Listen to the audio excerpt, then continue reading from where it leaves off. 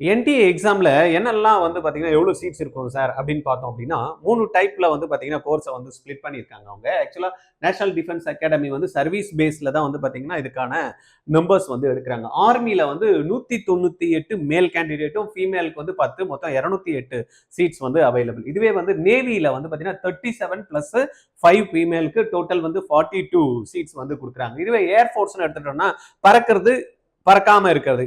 பறக்காம இருக்கிறது மீன்ஸ் வந்து நான் டெக்னிக்கல் அப்படின்னு பார்த்தீங்கன்னா ஃப்ளையிங்ல வந்து பார்த்தீங்கன்னா 90+2 92 பிளஸ் கிரவுண்ட் டியூட்டிஸ்ல வந்து பார்த்தீங்கன்னா 16+2 18. இது வந்து கிரவுண்ட் டியூட்டில வந்து டெக்னிக்கல். தென் அதே கிரவுண்ட் டியூட்டிஸ்ல வந்து நான் டெக்னிக்கல்ல வந்து பார்த்தீங்கன்னா 8+2 10 சீட்ஸ் இருக்கு.